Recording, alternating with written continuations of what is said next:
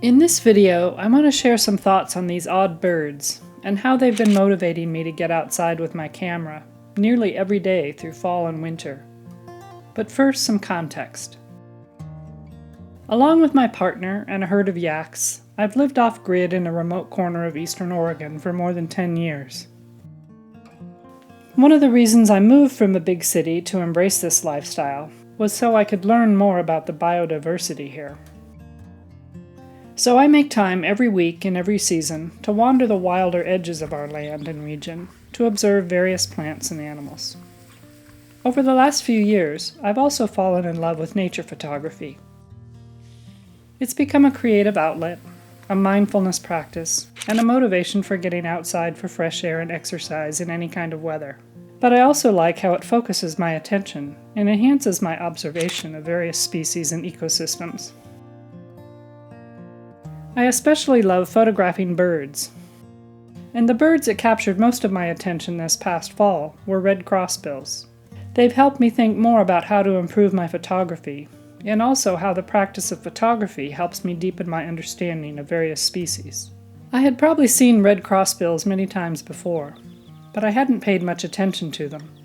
From a distance they appear small and nondescript, but when you get a good view of them, you might, like me, have some questions. Like, what's going on with that bill? They're a passerine or perching bird in the finch family.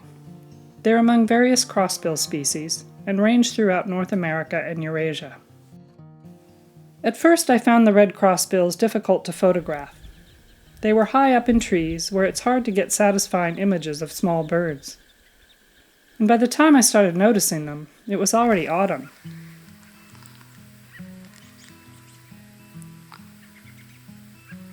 I assumed that, like other birds, they'd soon fly south for the winter. But as I did some research, I learned that red crossbills are different from other birds in many ways, including migration habits. Their anatomy and behavior are highly specialized to take advantage of a single preferred food source: conifer cones. Their mandibles have evolved to cross at the tip so they can pry seeds out of the cones. Crossbills are the only birds with that strange feature. Among crossbills, red crossbills are unusual in other ways too. That also relates to their food preferences. Many birds migrate on a seasonal schedule. In the northern hemisphere, of course, that means north in summer, south in winter. That's why I felt a time crunch to get some good photographs of our red crossbills. The leaves in our region were already falling. In October, I figured the red crossbills could disappear any day, and I'd have to wait for spring to try photographing them again. But I learned that while red crossbills can be nomadic, they move differently from a lot of other birds. They simply follow the availability of conifer seeds.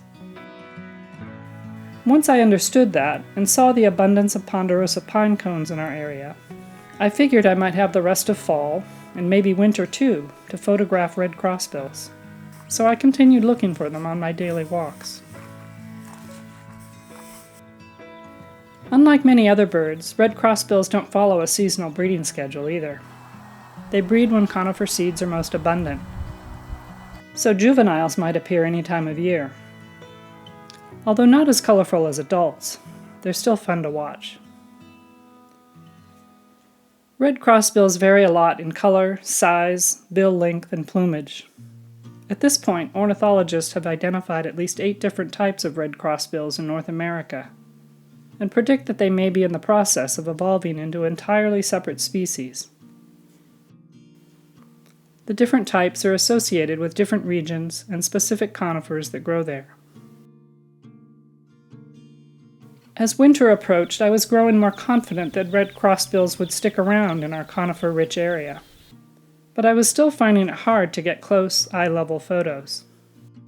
Over many weeks, I was learning to recognize red crossbill chatter from the tops of trees, or when they flew in flocks overhead. According to some research, different types of red crossbills speak different languages with their calls. Since I'm pretty sure we only have one type, the ponderosa pine type, I can't compare their calls to other types in the field, but recognizing the one type of call helped me track them. Often they were moving from branch to branch or tree to tree in the pines, but sometimes they were on their way to some bare aspens near a favorite water source.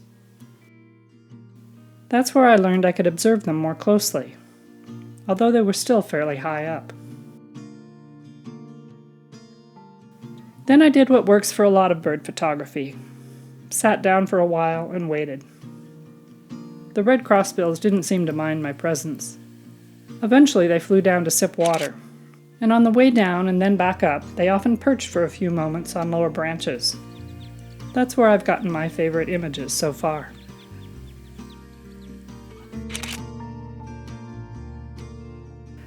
In wildlife photography, learning as much as possible about the habitat and behavior of a species can, of course, be key to getting better images. But at least for me, I'm also finding that it works the other way too. Spending time focusing on a particular species in my photography leads to observations and questions that prompt me to do more research, to better understand the species. I love the back and forth of that process. As the days grew shorter and colder, and fewer bird species remained here, red crossbills added new dimensions to my walks.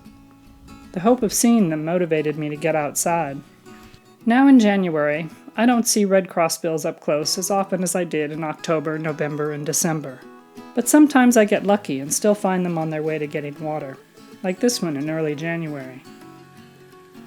And I was especially thrilled during the third week of January to see this one, apparently collecting nesting materials.